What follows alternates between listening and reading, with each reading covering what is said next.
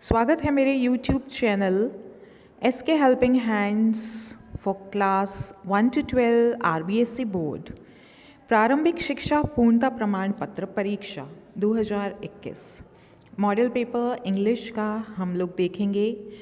तो आप लोगों को पता है आपका रिटन एग्ज़ाम जो होगा वो 2.5 घंटे का होगा और मैक्सिमम 50 अंकों का होगा। लगभग सभी प्रश्नों में आपको चॉइस मिलेगी। तो मॉडल पेपर जो पहला इसका दिया गया है इसमें हम इसको सॉल्व करते हैं। सेक्शन ए दिया गया है जो कि रीडिंग सेक्शन है आपका, और इसमें से आपको ये पैराग्राफ दिया गया है, इसको पढ़ के आपको इन प्रश्नों को हल करना है। तो चलिए देखते हैं। Every Monday on his way back from work Bipin Chaudhary would drop in at Kalicharan's in New Market to buy books. ये आपके Bipin Chaudhary lapse of memory part का ही पैराग्राफ है, तो इसको आपको लेना है। इसके प्रश्न उत्तर, ये पाठ आपने मित्रों पढ़ा हुआ होगा, तो हम इसके क्वेश्चन आंसर्स देखते हैं किस तरीके से यहाँ पे हमसे प्रश्न पूछा गया है। When would Bipin Babu drop in at Kalicharan's? When would Bipin Babu drop in at Kalicharan's? वे कब जाते थे कालीचरण की दुकान पे? कालीचरण's जो शॉप स्टोर है, बुक स्टोर है, वहाँ पे कब जाते थे वो? Every Monday. और कब? On his way back from work. तो इसका उत्तर हम क्या लिखेंगे? Bipin Babu drop in at Kalicharan's every Monday. आप इतना उत्तर लिखते हैं तो भी सही है।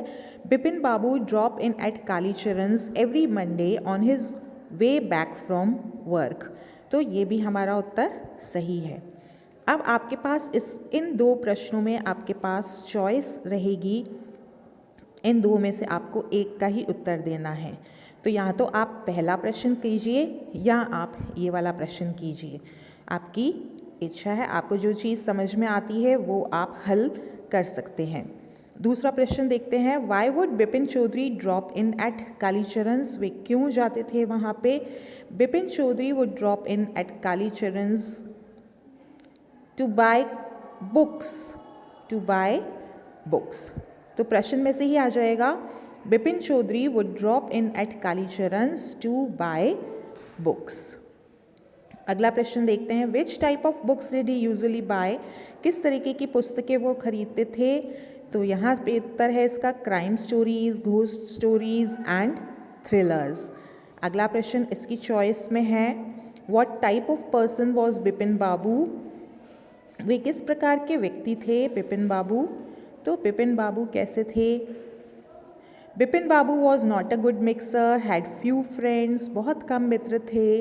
Did not like spending time in idle chat, बेकार की बातों में वह समय व्यर्थ गंवाना पसंद नहीं करते थे।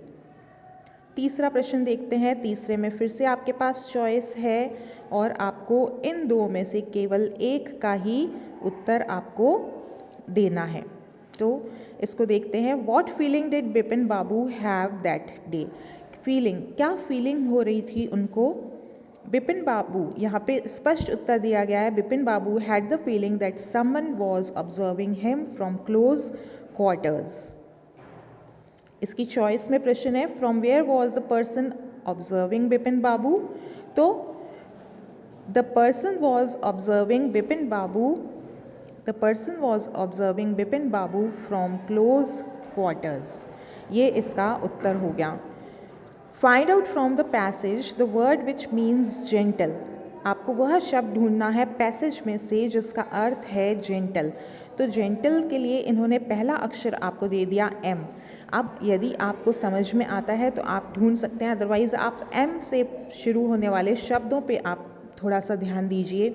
जैसे मंडे, तो मंडे तो नहीं होगा, ये सोमवार हो गया। मार्केट, मार्केट हो गया बाजार। इस तरीके से आपको थोड़ा सा शब्द ज्ञान होना चाहिए।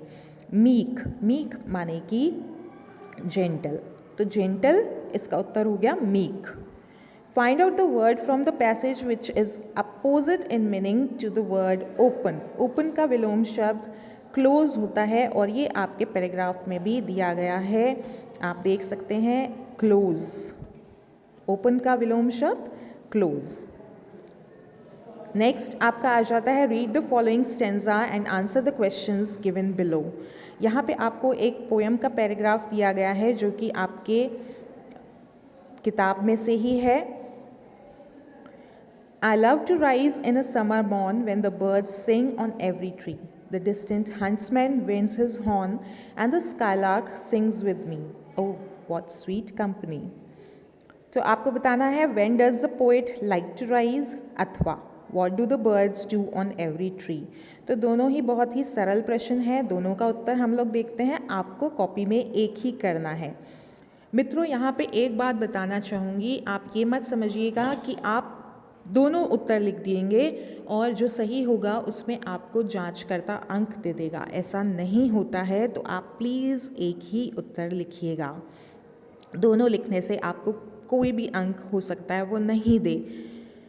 When does the poet like to rise? The poet love to rise in a summer morning. सरल सा उत्तर, वहीं से आपको पंक्ति लिखनी है।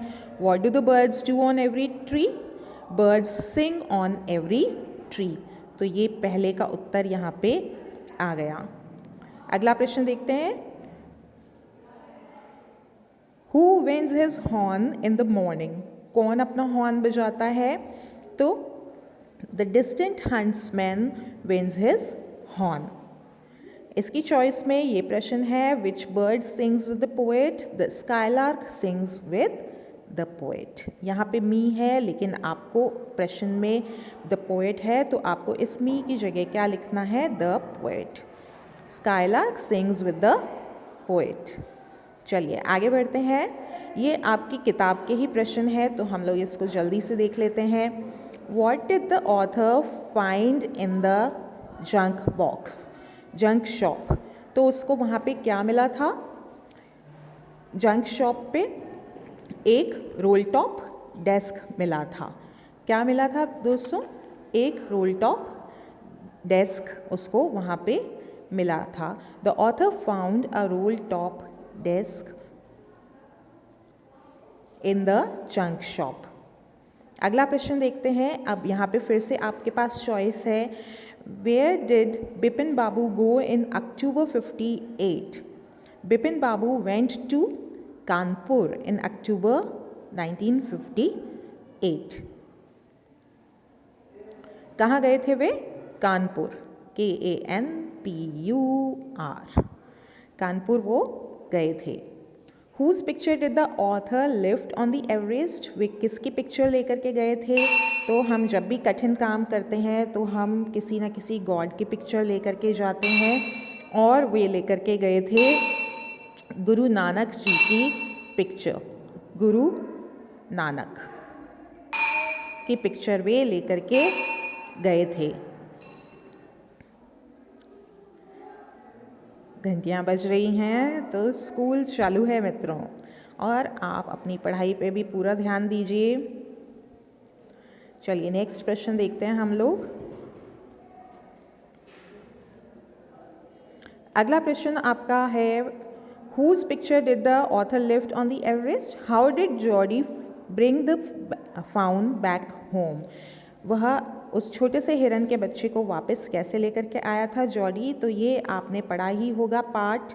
उसने क्या किया था? वो उसके पहले उसकी पीठ वो थपथपाता है जब वो उसको लेने के लिए जाता है, तो उसकी पीठ को वो थपथपाता है और वो उसको फॉलो करने लग जाता है। उसके पीछे पीछे वो हिरन का बच्चा जो है आने लग जाता है, और कुछ दूरी के लिए वो उसको गोदी में भी उठा लेता है। तो इसके जो सरल शब्द हैं उसकी पीठ को थपथपाना, तो उसके लिए आपको ये शब्द आप ध्यान रखिए, स्ट्रोक। क्या किया था उसने? स्ट्रोक किया था। Jordi stroked the faun, stroked the faun and let it follow him. उसके पीछे पीछे उसको लाने के लिए उसने फॉलो उसको किया, फाउन ने उसको फॉलो किया। और he sometimes picked it up, और उसने क्या किया? उसको पिक इट अप, उसको ऊपर भी उठा लिया था अपने आर्म्स में। ठीक है, picked it up in his arms. तो यहाँ पे फिर से आपके पास चॉइस है, आप इसमें से कोई भी एक का उत्तर दे सकते थे। अगला प्रश्न देखते हैं, what did the author offer a lot of money to the poet, उसे क्यों ऑफर किया था? The old man offered the speaker या author a lot of money to hire him for work, काम करवाने के लिए, to hire him for work. क्या बोलेंगे हम? To hire. हायर माने किसी को हम जब काम के लिए रखते हैं तो उसको कहते हैं to hire for work. What had happen to Jody's father? अब यदि यह आपको कठिन लगता है तो आप इस प्रश्न का उत्तर दे सकते हैं, ये बिल्कुल ही सरल था। क्या हुआ था उसके पिताजी को? Jody's father was bitten by a rattlesnake. यहाँ पे आप शब्द ध्यान रखिए, रैटल स्नेक। स्नेक तो सरल है, SNAKE, रैटल स्नेक। तो उसके पिताजी को किसने बाइट कर लिया था? रैटल स्नेक ने। अगला देखते हैं हम लोग, अगला प्रश्न क्या है? Who was Chunilal? Chunilal was a travel agent. Chunilal कौन थे? एक ट्रैवल एजेंट थे। Travel agent.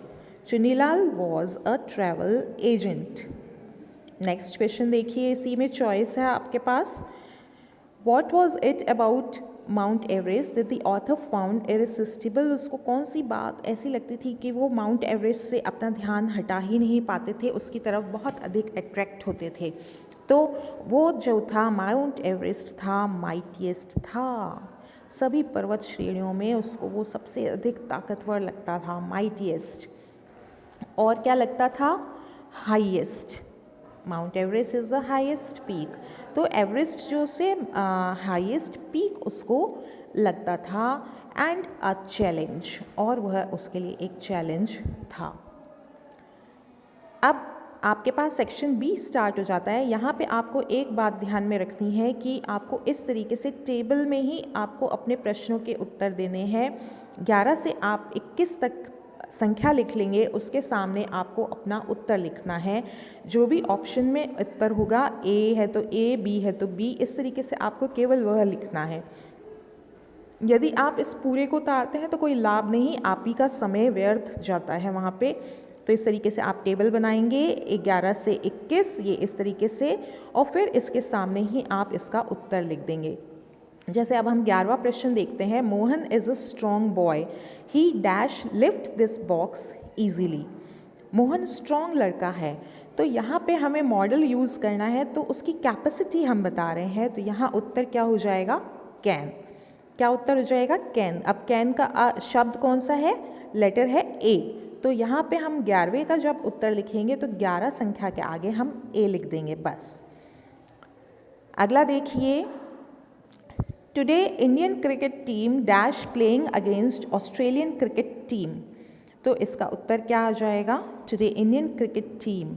जब हम टीम की बात करते हैं उसमें खिलाड़ी तो बहुत होते हैं लेकिन टीम एक ही होती है, तो इसीलिए यह प्रश्न दिया गया है मित्रों। तो इसका उत्तर हो जाता है सी। तो हम 12 के आगे लिख देते हैं सी। 11वें का उत्तर था ए। अब आगे चलते हैं हम लोग। 13th question, yesterday Rajesh dash a letter from his friend. तो हमें यस्टरडे से ही पता चल जाता है कि ये जो है भूतकाल का वाक्य है। तो हमारा उत्तर स्पष्ट है, वर्ब की दूसरी फॉर्म यानी कि रिसीव्ड। तो 13वें का उत्तर हो गया A. Manohar is the dash student of our class. अब यहाँ पे आपको ध्यान देना है, उसी में हिंट दिया हुआ रहता है। जब यहाँ पे द दिया गया है तो द हमेशा आपका कहाँ लगता है?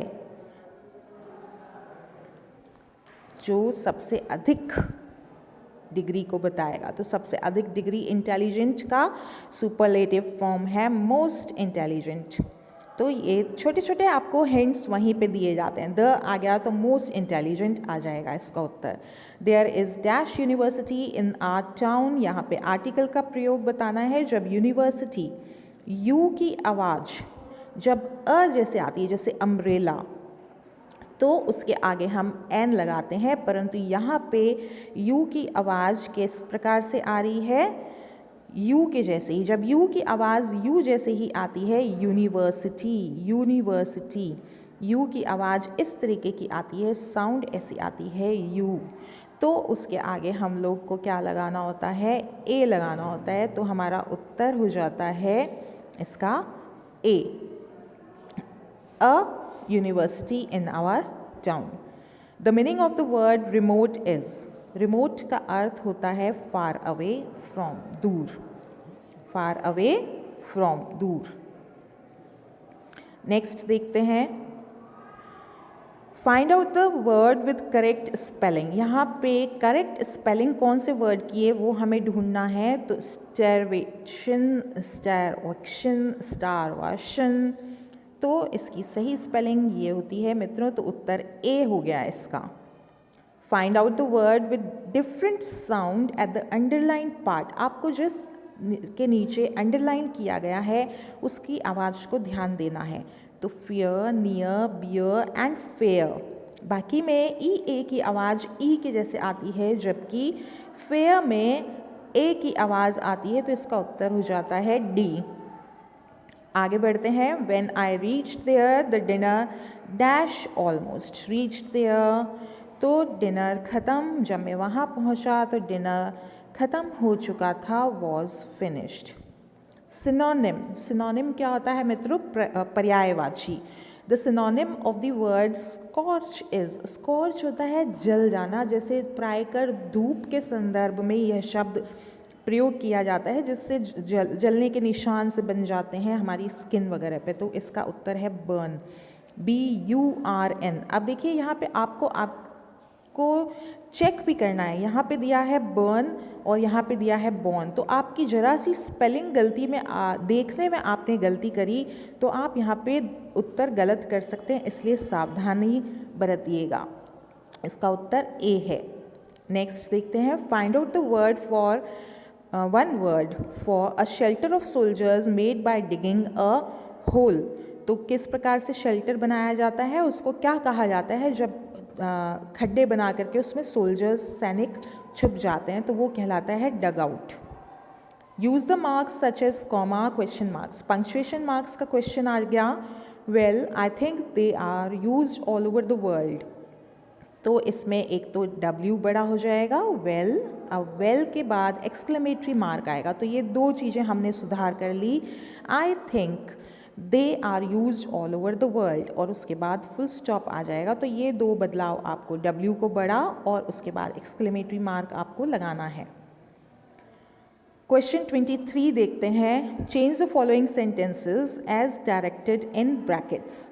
तो यहाँ पे आप देखिए, यहाँ पे पैसिव वॉइस है, यहाँ पे इनडायरेक्ट। आपको दोनों में चॉइस दिया गया है, एक अटेम्प्ट करना है, आपको जो अच्छी तरह आता है वह कीजिए। Mohan has written a short story.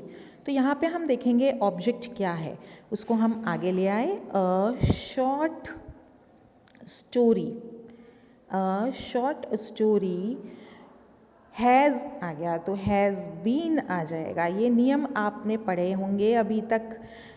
Short story has been written by Mohan, a short story has been written by Mohan. Indirect speech देखते हैं अब हम। Ram said to me I like your story.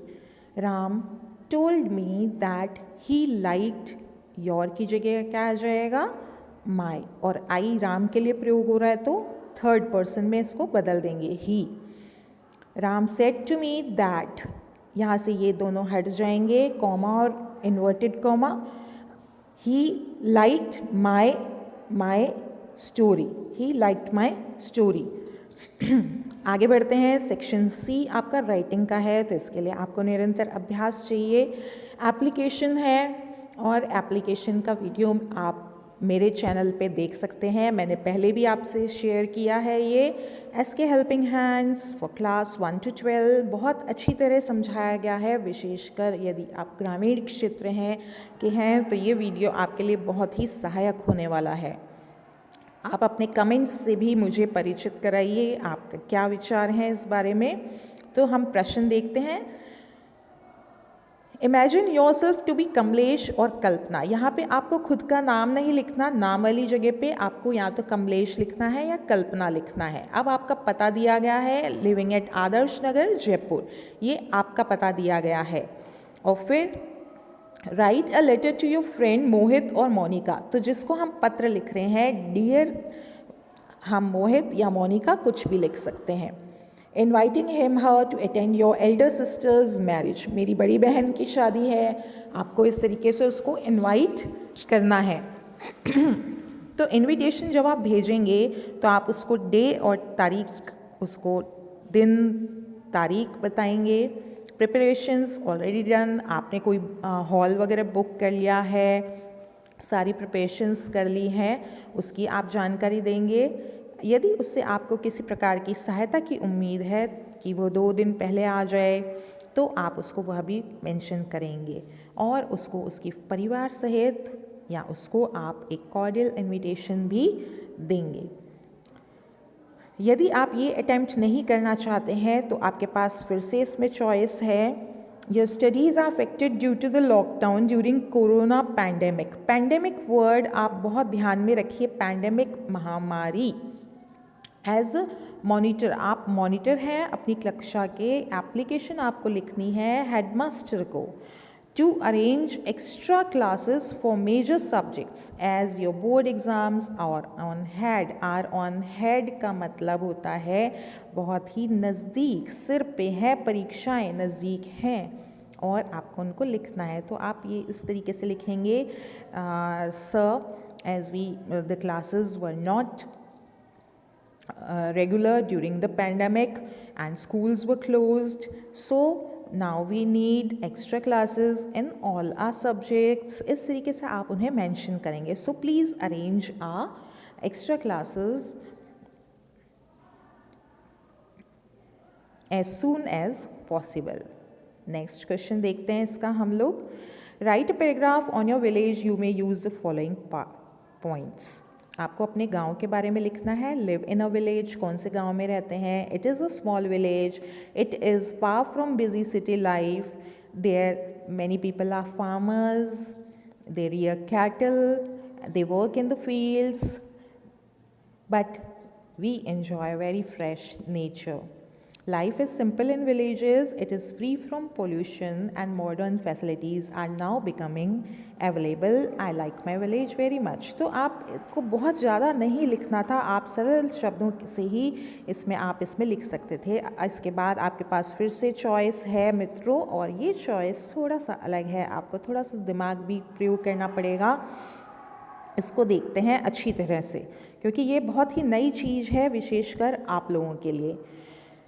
तो आपको करना क्या है, आपको एक कहानी बनानी है इसकी सहायता से। हमें ध्यान रखना है NCERT सिलेबस लागू हो चुका है।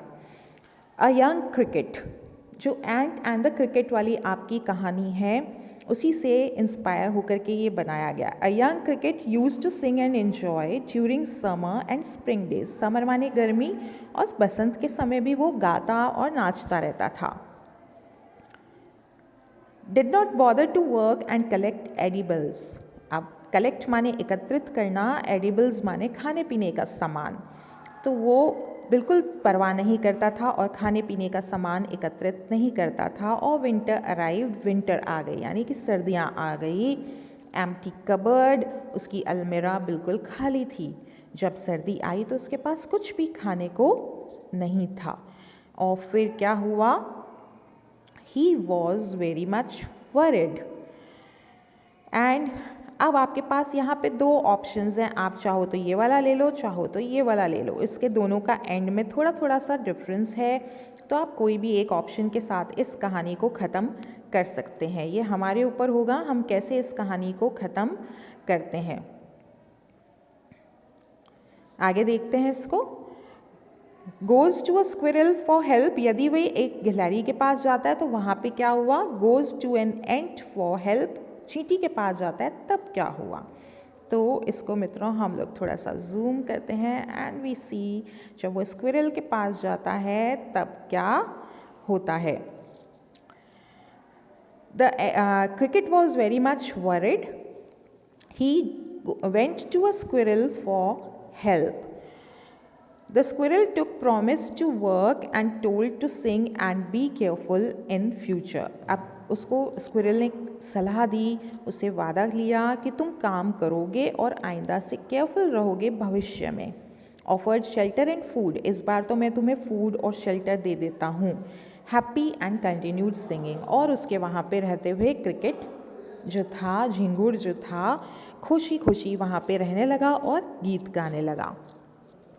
अब हम लोग देखते हैं कि जब यदि आप लिखना चाहते हैं कि वो चींटी के पास गया तो चींटी ने क्या किया, ये आपने पढ़ा हुआ है। चींटी ने क्या किया था मित्रों, उसको मना कर दिया था। The cricket was worried. He goes to an ant for help. The ant refused to help. It laughed and said, enjoy in winter also. तुम जाओ, जा कर के मस्ती करो. You enjoy in winter also. It did not offer anything. फिर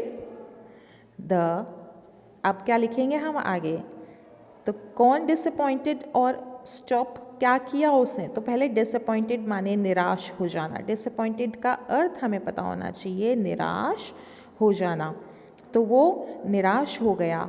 the cricket was, अब हम क्या लिखेंगे, द क्रिकेट